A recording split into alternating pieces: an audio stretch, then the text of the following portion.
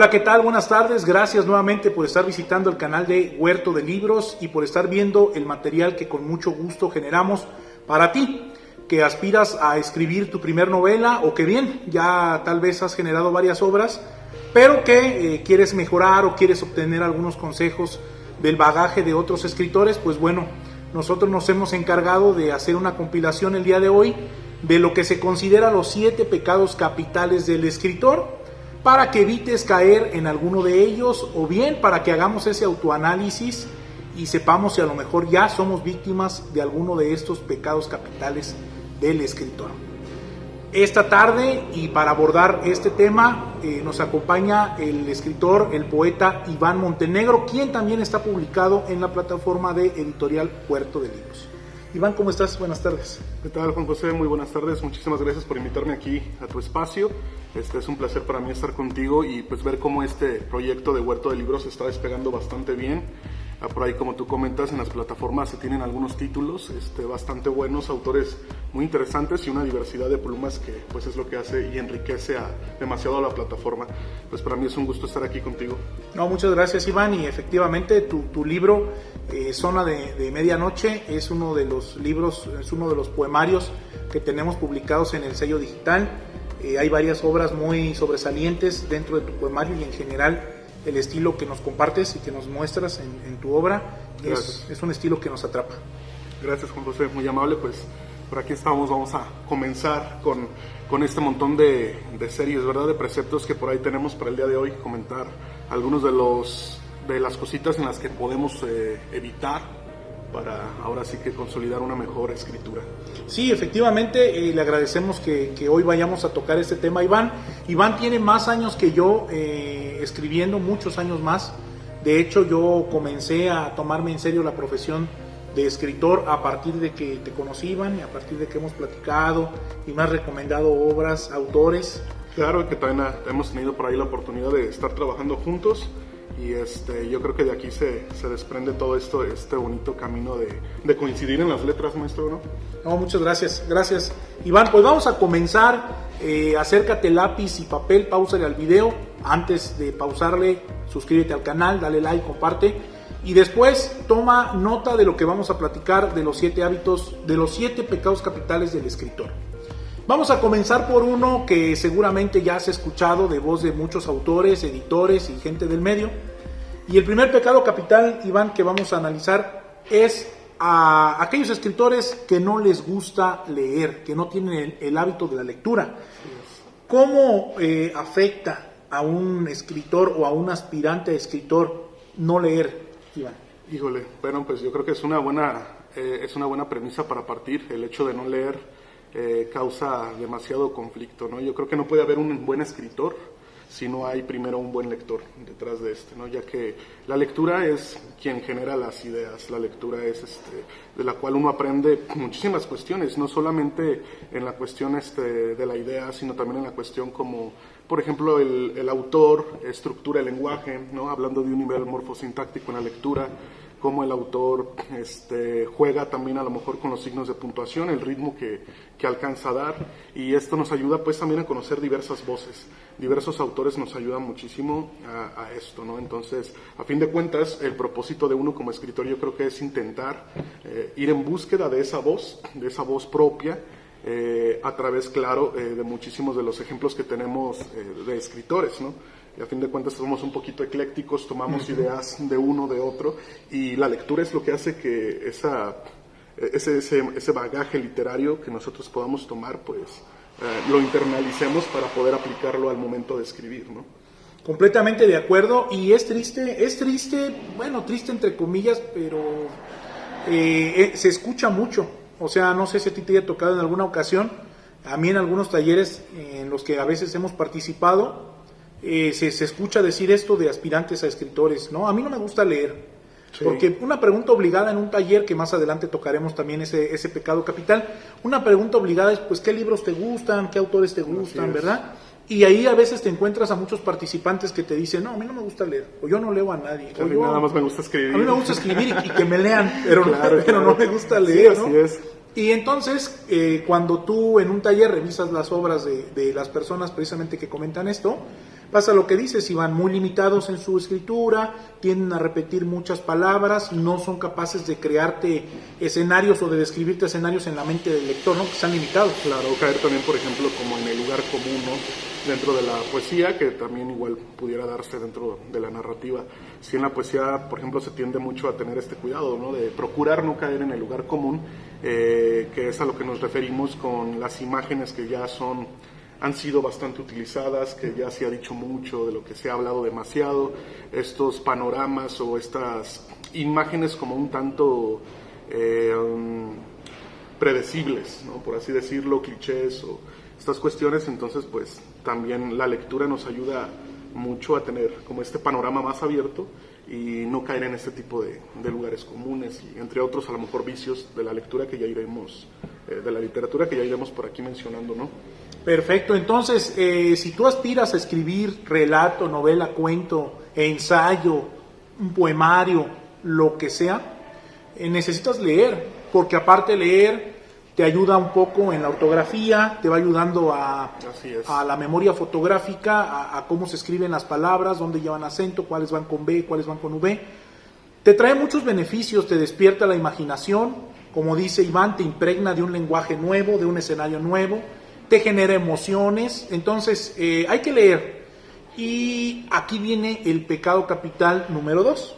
Perfecto. Porque sí hay muchos aspirantes a escritores o escritores que sí leen o sí leemos, pero caemos en el pecado capital número 2, que es leer siempre el mismo género o a los mismos autores. Es decir, voy a la librería, llevo mis 300 pesitos para ver qué me alcanza y luego me voy al estante de mi autor favorito o de mi género favorito, en mi caso es el terror, y ahí me gasto mis 300 pesos. Claro. Está bien, para disfrutarlo está bien. Ojo, pero para ser escritor es muy recomendable, y ahorita vamos a escuchar qué opina Iván, que como escritor leas géneros muy variados y como escritor leas autores muy variados para que tu bagaje y tu experiencia precisamente se vuelva más amplia. Iván, ¿qué opinas al respecto? Sí, así es, definitivamente es muy necesario no casarse con un solo género, ¿no?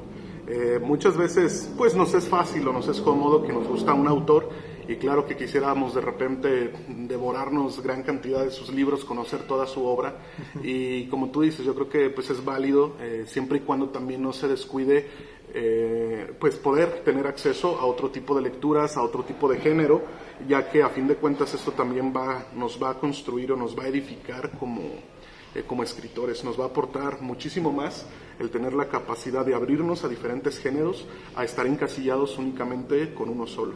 Entonces es muy útil, definitivamente. Y mencionas una palabra que creo que en todas las disciplinas, más allá de la escritura, más allá de una sola disciplina en particular, nos hace mucho daño, y lo acabas de decir, que es nos volvemos o nos acostumbramos a estar cómodos. Ya sabemos cómo escribe nuestro autor favorito, ya sabemos qué esperar de su novela y nos entregamos a esa lectura. A veces leer autores nuevos es difícil porque no estás acostumbrado a su forma de redacción, porque es un género que normalmente tienes que releer o es un libro que tienes que releer para poderlo entender, y a veces eso como escritores nos fastidia o nos hace sentir tontos o nos hace sentir mal. Pero si quieres ser escritor, eso es hasta obligado. Cuando tú estés leyendo un libro que te genere dudas y que te genere releerlo, enhorabuena, has dado con un libro que te puede enseñar algo. A mí me acaba de pasar, hace unos días comencé a leer algunos relatos de José Revueltas, comencé a leer algunos relatos de Juan Rulfo, y pues son géneros que yo no acostumbro leer. A mí me gusta mucho lo que es ficción, terror, ciencia ficción, suspenso, y de pronto me encuentro con esos relatos muy humanos, claro, que te retratan, sí, que te hacen hay un relato que leí que se llama Dios y Tierra, que te habla de lo que es padecer sequía, padecer sed, y entonces tú ves de una situación tan trivial como pudiera ser un ejército que va avanzando y busca agua, él te hace una obra de arte, te hace un relato que te deja una gran cantidad de enseñanzas y que te lo va mezclando con una retórica como poética. Claro. Y entonces dices tú, de aquí puedo tomar algunas ideas, pues para que en mi género, que es el terror, pudiera yo meter algo que haga un guiño o un reflejo a esta obra, ¿no? Porque hay elementos que sobran ahí, que abundan. y yo me quedé gratamente sorprendido con este cambio de con género. este cambio de género. Sí, definitivamente, y luego es a veces un poco complicado, como decíamos, estamos tan acostumbrados a leer un solo género, pero nos encontramos a veces con muchas sorpresas cuando nos animamos a leer algo nuevo, ¿no? Como en su caso. Sí, yo también quedé impresionado la primera vez que leí, por ejemplo, a la obra de Juan Rulfo. El Llano en Llamas es un libro de cuentos. Bueno, y Juan Rulfo es un precursor, es un pues es un parteaguas más bien. Es que, por ejemplo, en esta obra que nos comentas, él nos muestra una visión muy realista, muy humana, pero que no deja de ser entretenida. O sea, no es el hecho de que tú visites o encuentres una obra o un cuento que tenga la intención de aleccionarte. Sí, así que es. tú digas, no, es que aquí este autor escribe con la intención de mostrar lo mucho que sabe, ¿no? No, encuentras Oye, una es un obra lenguaje muy sencillo, de ¿no? ficción y fíjate Así que es. escritores es bien difícil cuando te digan eres un escritor muy sencillo de leer, no se sientan ofendidos, siéntanse halagados, porque lograr la sencillez en la escritura, o sea, transmitir tu mensaje con pocas palabras, es un arte y creo que requiere mucha depuración. Sí, definitivamente. Si yo en el caso de Juan Rulfo, retomando un poquito sus cuentos, me quedo maravillado porque es como uno de los precursores del realismo mágico. Exactamente. Antes de pues esta llegada del boom latinoamericano, que me parece, no estoy seguro si me equivoco, pero creo que es después de Rulfo, pero ya a Rulfo se le veían muchos tintes de este realismo mágico, ¿no? Este comal abandonado, este sentido poético del hombre conversando con fantasmas, conversando con recuerdos y encontrándose a través de los recuerdos. Yo creo que es algo maravilloso que hace, por ejemplo, Juan Rulfo en el caso de Pedro Páramo, y que también tiene un lenguaje bastante sencillo y bastante rico a la hora de leer, se digiere fácilmente, pero nos queda con ese sabor de boca que no solamente estamos leyendo una narrativa, sino de que también estamos leyendo poesía, con las imágenes de Rulfo, ¿no? Y lo mismo pasa con El Llano en Llamas, ¿no? No nos han dado la tierra, diles que no me maten, es que somos tan pobres, Macario, que híjole, que la verdad, luego, anteriormente casi siempre quien se dejaba le contaba ese cuento, ¿no? Sí. No, pues la verdad, ahí está, o sea, y esto surge de la apertura a la diversidad. También yo no leía policíaco, me recomendaron a Agatha Christie, empecé a leer algunos relatos, quedé fascinado de cómo ella tiene algunos trucos y de que es muy buena para introducir elementos previos para el desenlace y el lector nunca lo avecina. Cuando regresas a la lectura te das cuenta que los vino sembrando a lo largo de la historia, también plasmados que no los ves venir, ¿no? Okay. Entonces, siéntanse motivados por un nuevo libro. Muy bien, pues regresamos con el pecado capital número 3, y es que no te guste la crítica. Es un pecado capital difícil de digerir, pero es uno de los más comunes de todos los que hemos escrito o todos los que hemos generado alguna obra que se va a exhibir y que se va a mostrar, una obra de perteneciente a cualquier tipo de arte, ¿no? Como en este caso pues también pudiera considerarse la literatura.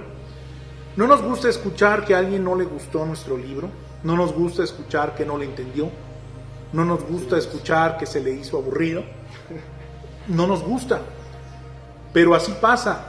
Es un pecado capital que a todo el que muestra algo, sea músico, pintor, escultor, escritor, se va a exponer.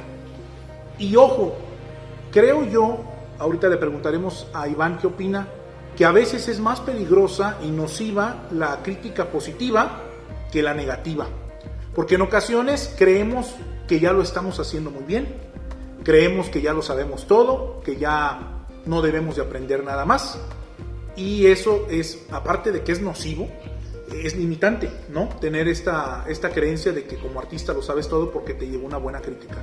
Y también la contraparte, si te llega una mala crítica, que seguramente a todos nos va a llegar alguna vez o ya nos ha llegado, que abandones el oficio de escribir por el hecho de que alguien dice que no le gustó tu texto. Claro, Iván. exactamente. Sí, es un punto muy importante, Juan José, tocar esto sobre la intolerancia que se tiene o que tienen muchos escritores hacia la crítica. Sobre todo cuando van empezando a escribir, se tiende como a no tolerar mucho que a uno se le haga ciertos señalamientos.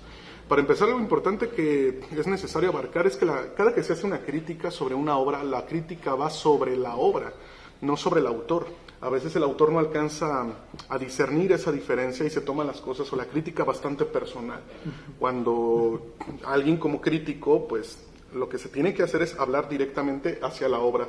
O sea, estamos haciendo señalamientos, ya sea alguna cuestión gramatical, alguna cuestión sintáctica, etcétera, o de imagen, de estilo, etcétera, pero sí es hacia el trabajo en este caso, ¿no? También muchos de los talleres a veces terminan por disolverse debido a que muchos de sus integrantes a veces no regresan por esta misma crítica que estamos hablando. Como que dijeron, a lo mejor en este taller están siendo muy reacios, están siendo bastante severos y yo no me quiero ver en esa necesidad de estar en este tipo de ambiente, ¿no? Pero la crítica es algo inherente al oficio de escribir totalmente. O sea, si tú vas a publicar algo, si tú vas a compartir cualquier cosa que tú escribes, debes de saber, estás consabido que te sometes a la crítica, ¿no? Y pues por eso es importante, alguien me dijo por ahí alguna vez, cuídate de la adulación, no te cuides de la crítica, cuídate de la adulación. Porque la adulación es precisamente eso, mucho en este contexto de la literatura o del arte en general, a veces hay pequeñas rencillas o luchas de egos entre escritores, entre artistas y demás, que más de sumar a veces como que lo que hace es dividir. Y entonces tenemos que tener mucho cuidado con esto, ¿no? De sentirnos que ya no sabemos todo lo que tenemos que saber, que ya hemos leído todo, que no ocupamos una segunda perspectiva sobre lo que estamos escribiendo, y el tallereo es algo que es indispensable en esta función como escritor. Necesitas estar haciendo esta revisión constante, es una revisión exhaustiva, ¿no? Que a fin de cuentas no es como, terminé de escribir y ya quedó a la primera, ¿no? Ya se va a publicar así o no hay otra, sino que es un constante retomarlo y volverlo a retomar, y a lo mejor a veces ya me quedé un poco atorado y lo tengo que dejar enfriar un pequeño tiempo para la próxima vez que yo lo vuelva a retomar, poder verlo con otros ojos, poder verlo de otra perspectiva, en otro ángulo, y ver qué es lo que puedo aportarle, ¿no? Sí, más objetivamente, desde la distancia, dar un poquito de distancia. Sí, eso nos lo recomendaba Genei Beltrán en la plática que también va a estar en la plataforma. Hay que dar distancia para poder ver esos detalles. A mí me pasó con el primer libro que escribí, que terminó llamándose El libro de la mancha danzante, que su título original era Aloku.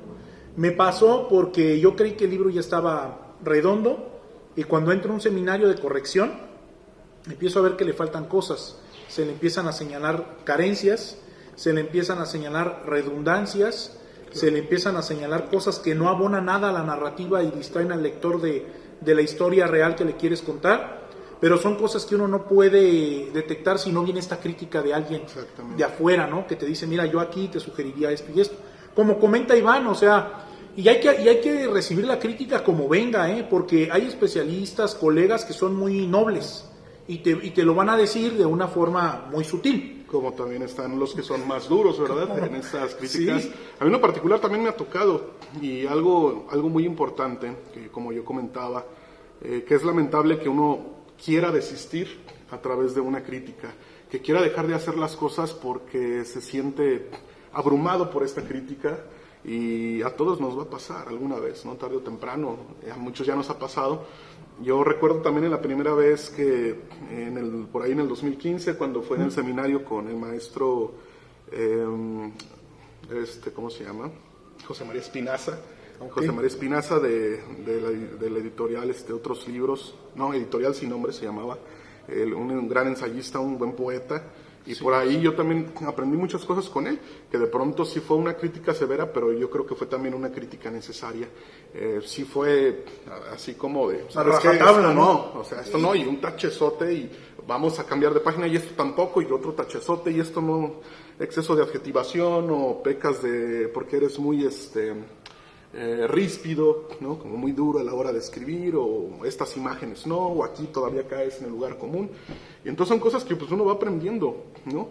Y había dos opciones. o me agüitaba por ver esas tachaduras de... Sí, y abandonabas, ¿no? Exactamente, de mi trabajo, y desertaba, abandonaba esto, o volvía con algo mejor. Y pues yo optaba por volver con algo mejor y hacer las cosas cada vez mejor, a tal punto de que pues yo, siendo mi peor juez o mi peor crítico, estuviera un poco o un bastante convencido de lo que estaba escribiendo. Sí, hay que saberlo capitalizar y como venga.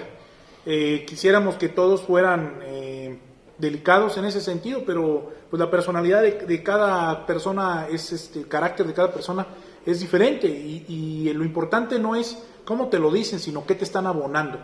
Entonces hay que renunciar al pecado capital 3, que es que no nos gusten las críticas. Hay que aceptarlas, agradecerlas y aprender a crecer con ellas, ¿no? Así es.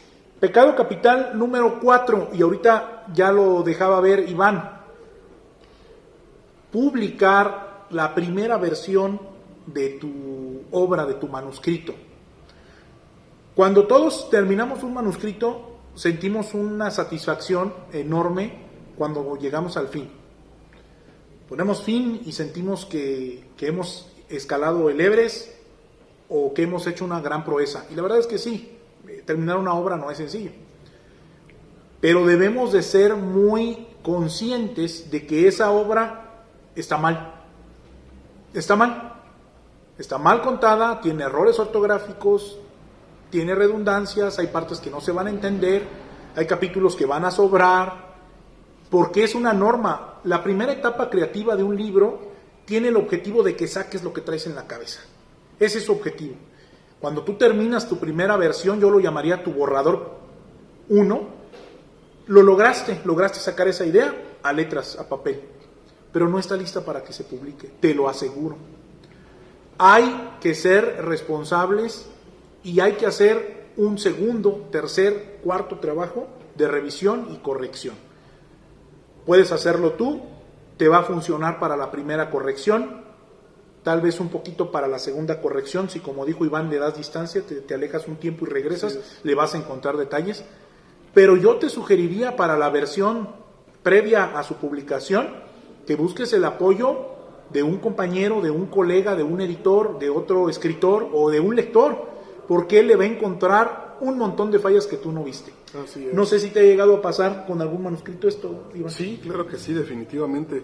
De tener a veces la premura como de querer publicar, pero te das cuenta que a veces sí hay muchas cosas que donde todavía estás fallando.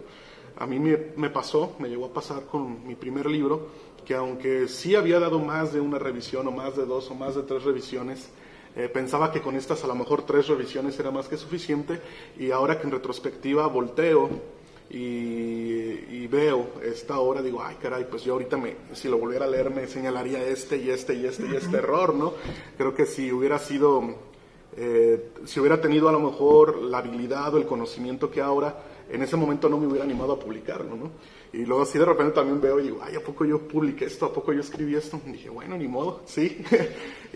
Pero debe de haber como esta evolución, ¿no? De aprender de esas pequeñas cosas también y darnos cuenta que el hecho de escribir es un trabajo exhaustivo, no es un trabajo como comentábamos en alguna ocasión que es meramente debido a la inspiración, sí, es solamente es que escribe muy bonito, es que fue lo que me llegó él hace prosa bastante buenas o tiene imágenes poéticas encantadoras porque es una persona muy inspirada, ¿no? Como si se diera solamente por inspiración, y yo creo que la inspiración es un porcentaje mucho más pequeño a lo que es el trabajo en la obra. Sí. Entonces definitivamente sí es saber, es conocer, es leer, es tener herramientas, manejar las figuras literarias, saber muchas cuestiones que a veces nos pasan en alto y que son importantes reparar en ellas para poder escribir de una manera distinta, ¿no? Y aquí voy a decir algo y espero no ofender a algún carpintero que esté viendo este video. Yo admiro mucho a los carpinteros, siempre quise ser carpintero, pero no se me dio. Un libro no es como una mesa. La mesa o cualquier mueble se termina de construir y se acabó. Tiene las características necesarias para funcionar como una mesa, su periodo útil, ¿no?, de uso. Los libros, las historias, las novelas, cuentos, relatos son permanentemente perfectibles. Lo puedes leer hoy y decir, ya no se le puede mover una coma, ya no le sobra ninguna palabra, está perfecto hoy, Y como dice Iván, lo puedes leer 15 días después y de pronto hasta el mismo título dices, como que el título no le va a la novela, mejor se lo cambio. Sí. Y vas. Y luego aquí, no, como que este diálogo sobra, lo quitas. O no, aquí como que le faltó voz del narrador en tercera persona porque no se entiende, le metes voz. Y así, y si lo lees 5 años después, va a pasar lo mismo. Sí, así es, precisamente, exactamente. O simplemente ya estaba escribiendo en primera persona y de repente empecé a escribir en tercera persona, o Sí, me sí. cambié de narrador, ¿no? O Sí. estuve jugando con los tiempos de una forma como que no coincide, o no es no engrana con la historia, pues también como que hay muchas cosas las que tenemos que tener ciertos cuidados. Ahora, imagínense, si esto pasa después de varios años, después de varias correcciones, lecturas de gente especializada, ¿qué no le va a faltar o sobrar a tu novela o a tu manuscrito si a la primera lo quieres publicar? No, y aparte algo bien peligroso para todos los escritores y aspirantes a escritores, te quemas. Porque publicas tu libro, lo imprimes, lo autopublicas o lo subes a la red en cualquier plataforma de autopublicación y a lo mejor hay gente que lo va a ver, le gustó el título, le gustó la portada, le gustó la sinopsis y empieza a leerlo. Conseguir un lector hoy en día es muy difícil, a lo mejor lo consigues y comienza a leer tu primera versión de tu novela y a la tercera página o segunda página ya encontró que le faltaba un acento, ya encontró un error Así es. de ortográfico, ya encontró, como dice Iván, un error en las voces narrativas y te vas a quemar. O sea, a lo mejor después sacas una edición corregida o a lo mejor sacas otro libro ya más terminado, pero va a ver tu nombre y te va a ubicar y va a decir, no, porque ya tengo una mala experiencia con una obra no bien terminada. Exactamente, así es. Entonces sí es bien importante ser responsables porque hay que crearse buena fama, no importa que te tome más tiempo, a lo mejor te llevas 6 meses escribiendo tu novela, inviértele 1 mes más o 2 en la corrección, yo creo que no pasa nada. Quisiéramos ser todos tan prolíficos para poder generar una obra digna de publicarse a los 2 meses. Yo creo que pocos escritores pueden decir eso y aún más pocos lo pueden hacer. Así que no caigas en ese pecado capital tan tentador que es salir del anonimato y publicar tu primera versión terminada. No te emociones tanto. Frénale tantito. Llegará el tiempo. Llegará el tiempo. Muy bien. La que sigue es un pecado capital que tiene que ver con la disciplina. Y es cuando el escritor no escribe diario. Este sí es un pecado capital grave, pero entendible. Grave, ¿por qué? Porque cada tiempo, cada hora, cada día que tú no le inviertes a tu oficio de escribir, dejas de practicar, dejas de mejorar, dejas de avanzar. Y hay millones de escritores que ese día sí escribieron, que ya terminaron otro capítulo, que ya pulieron, que ya avanzaron, que ya aprendieron, y nosotros no lo hicimos. Es entendible porque casi todos los escritores tenemos otra actividad de la cual subsistimos. Son contados quienes pueden vivir de sus letras, ¿no? Nosotros, a través de la editorial, ya tenemos regalías para los escritores, estamos construyendo una entrada o una vía de ingresos constantes, pero somos conscientes de que todavía a lo mejor para muchos escritores ese pago de regalías no da para sus gastos corrientes del mes. Por eso digo que es entendible que a veces no escribas porque estás cansado, porque tienes otras actividades.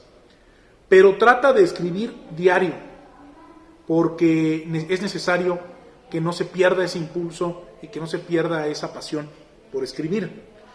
No sé, Iván, si Así es, ¿tú maestro qué opinas de Juan José. Yo la verdad creo que sí es muy importante el hecho de tener una disciplina a la hora de escribir. Sí es bastante necesario podernos dar ese tiempo, buscar ese tiempo a pesar de las diversas actividades que podamos tener en el día, buscar un pequeño hueco, un espacio para darnos ese tiempo de leer y de escribir, ¿no?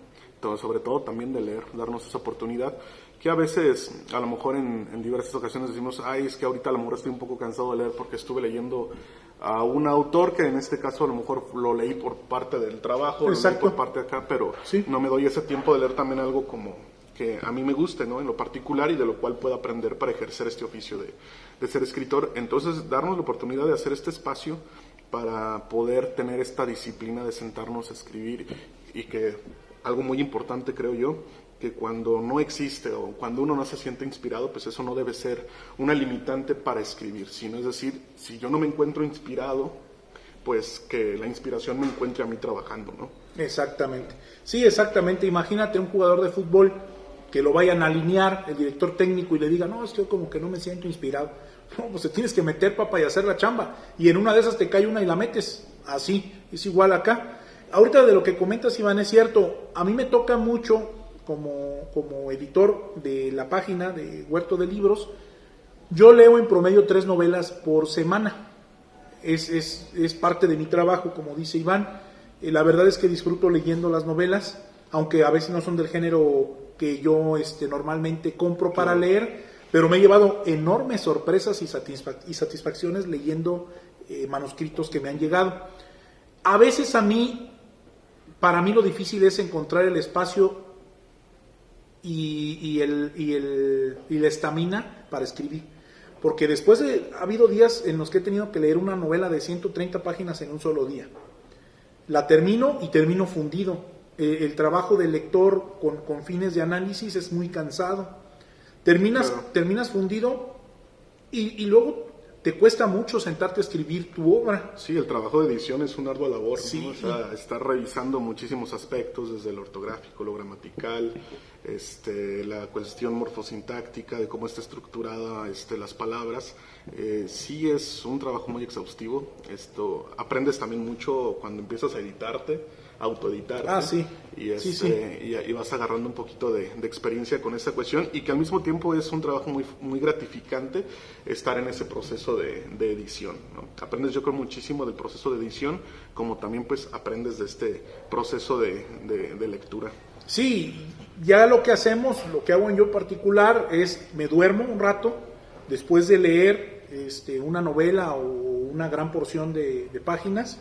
Me duermo, tengo que dormirme un rato, al menos 40 minutos, 50 minutos. Es más, para mí esa siesta es parte de mi trabajo, porque necesito resetearme y regresar otra vez con despierto. Y entonces a escribir lo que pueda escribir. Yo me puse el hábito de escribir 700 palabras diarias, no es tanto. Hay escritores que dicen que escriben 2,000, 3,000 palabras al día. Enhorabuena. En mi caso no, yo cuando ya llego a 700 palabras por día, ya siento que estoy del otro lado. Pero siempre antes de ponerme a escribir, releo el capítulo anterior o los 2 capítulos anteriores para evitar errores de continuidad en la historia.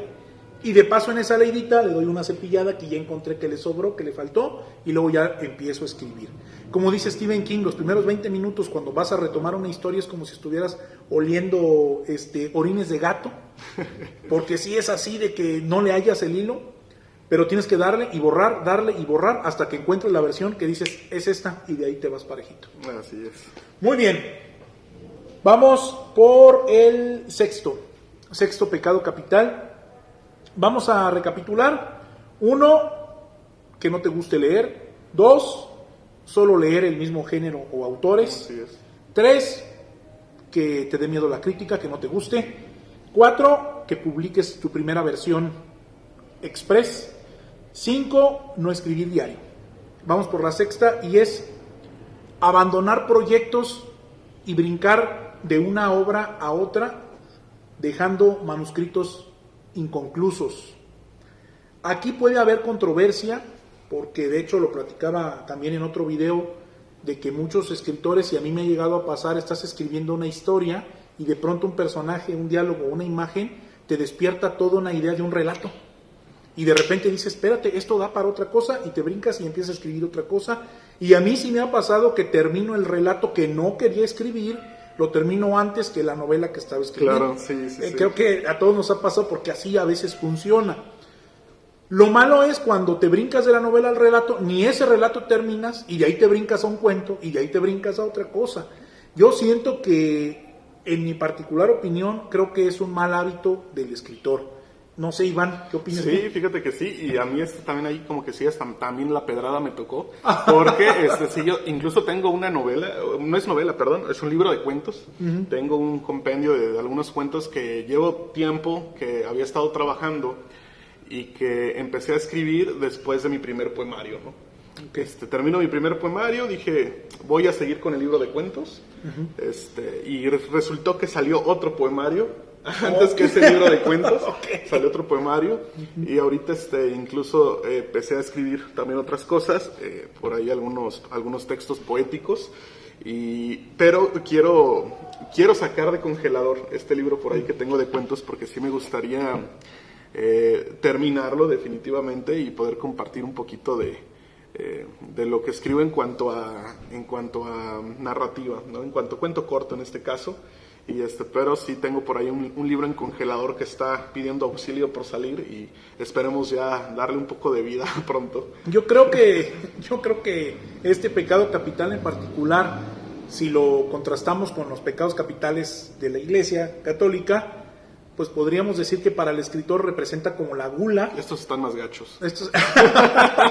Podemos decir que representa como el de la gula, en el que todos hemos caído, sí, ¿no? Creo que en la gula todos le hemos pecado. Bueno, aquí en esto yo creo que todos los escritores hemos hecho eso. En algún momento abandonamos para retomar otra cosa. Yo aquí resaltaría que lo peligroso es que no termináramos nada, ¿no? Exactamente. Ahí sí, a mí me pasó en una época cuando terminé de escribir este libro de fantasía y terror, no sabía si seguir escribiendo lo mismo.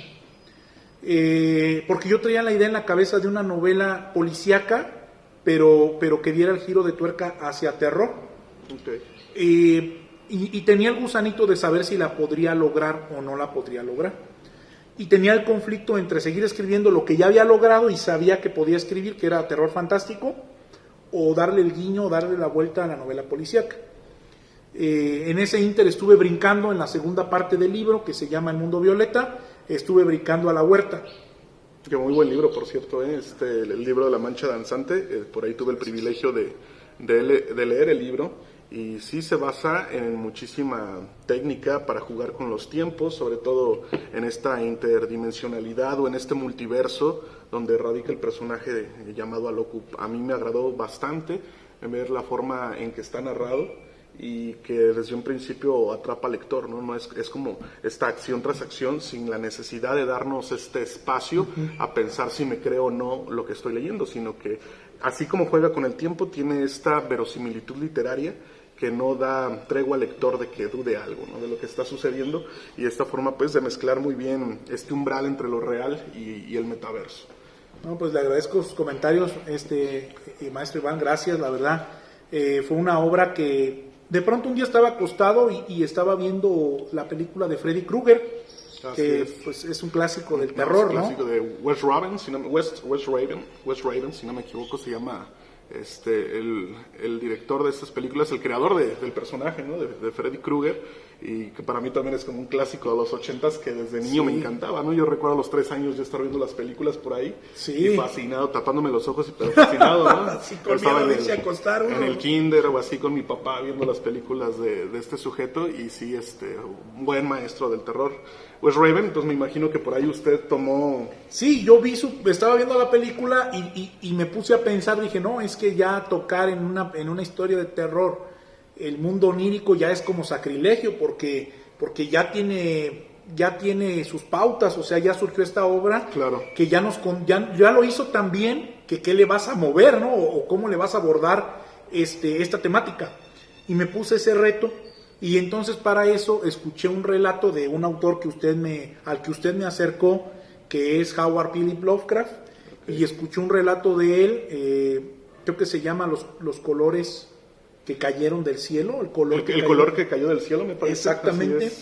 Y de ahí la historia se armó. Y la empecé a escribir. Ahí tenemos, por ejemplo, la importancia de lo que es la lectura, ¿no? Tal vez si hubiese topado con el libro correcto, encontrado este cuento, hubiera dado un giro distinto también a la historia. Entonces es como que la importancia de que surjan esas ideas también está dentro de la lectura, ¿verdad? Del hábito de la lectura, se liga. Entonces, después escribo La Huerta, ya no abandono La Huerta, y es una novela policíaca que ahorita está en algunos certámenes, que Genei Beltrán me hizo el favor de tallerear, la tallereamos juntos. y creo que yo quedé muy satisfecho con el trabajo final porque era la mezcla que quería yo lograr. No sé si a los lectores en su momento, cuando esté disponible en físico, les vaya a gustar o no, pero me puse el reto de terminarla y la terminé. Entonces, por allí la importancia, yo les diría o les diríamos aquí con Iván, si van a abandonar un proyecto por otro, procuren que ese nuevo proyecto sí se termine. Claro, así es. Y de ahí lo que venga, ¿sale? Vámonos con el último, que es el último pero no el menos importante, que es el pecado capital de no querer asistir a talleres literarios. Aquí me gustaría que empezara usted, maestro, con la reflexión. Los talleres literarios son muy importantes para los escritores y a muy poco les gusta ir.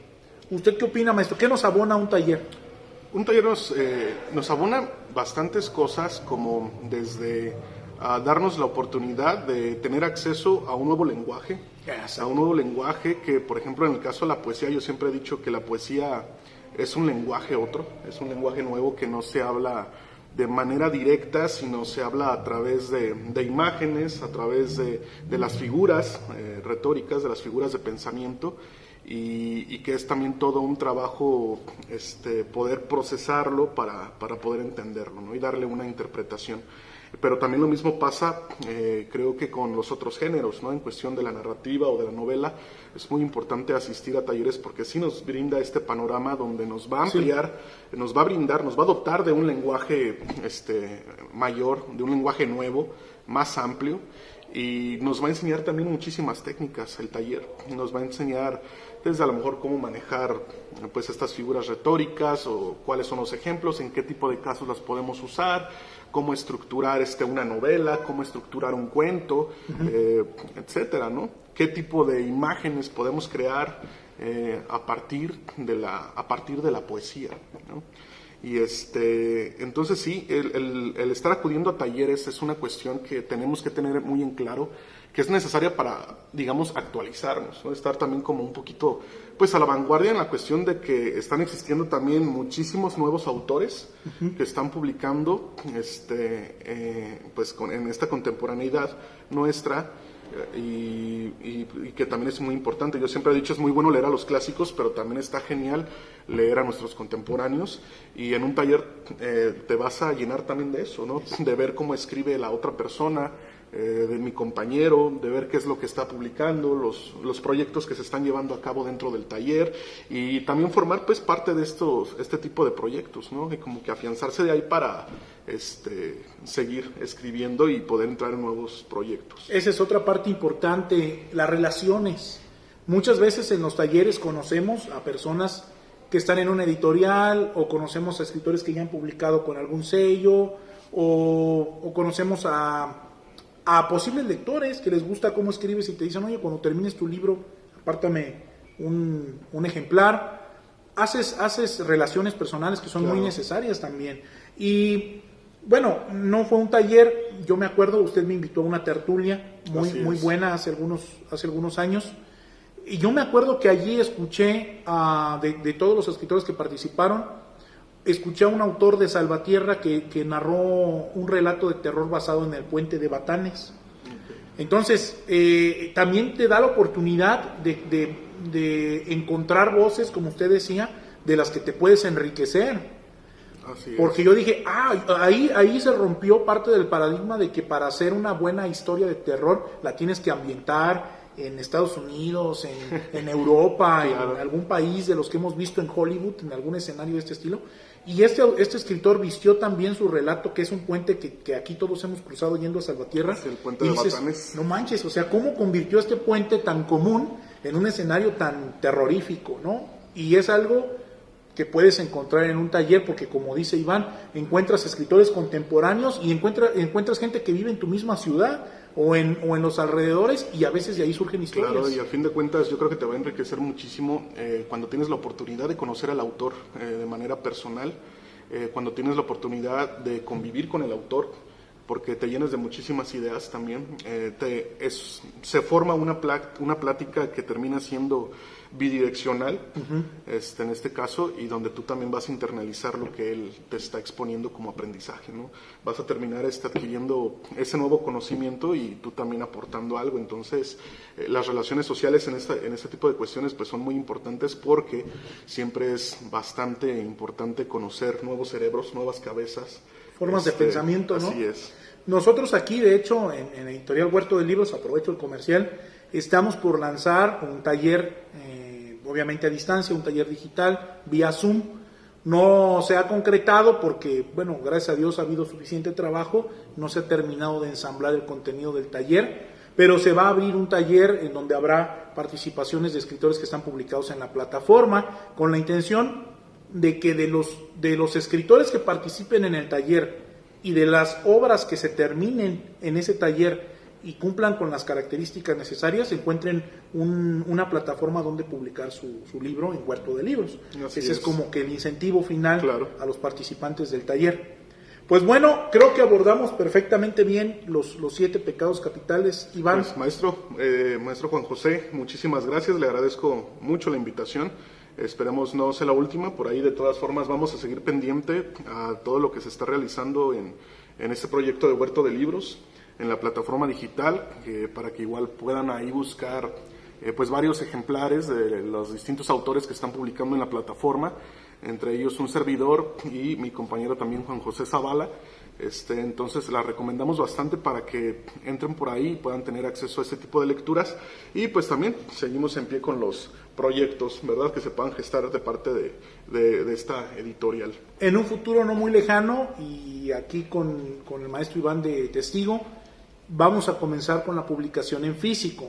Todos los autores que nos buscan en la plataforma, que nos mandan sus manuscritos, quieren ser publicados en físico.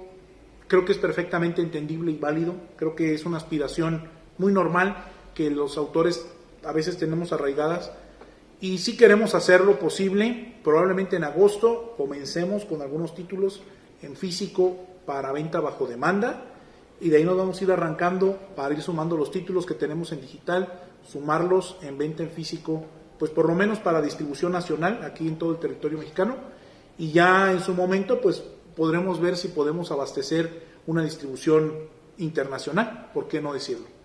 Pues bueno, maestro Iván, le agradezco su tiempo. No, pues, maestro Juan José, muchísimas gracias, le agradezco la invitación, y pues seguimos por aquí, al pie del cañón. Muchas gracias. Gracias, maestro. No olviden suscribirse, por favor, nos ayudan mucho. Suscríbanse al canal, comenten, compartan, por favor, activen las notificaciones. Subimos 3 videos por semana, subimos audiolibros y tutoriales como este tutorial que tuvimos hoy, y entrevistas. Que estén muy bien. Muchísimas gracias. Hasta la próxima. Hasta la próxima, nos vemos.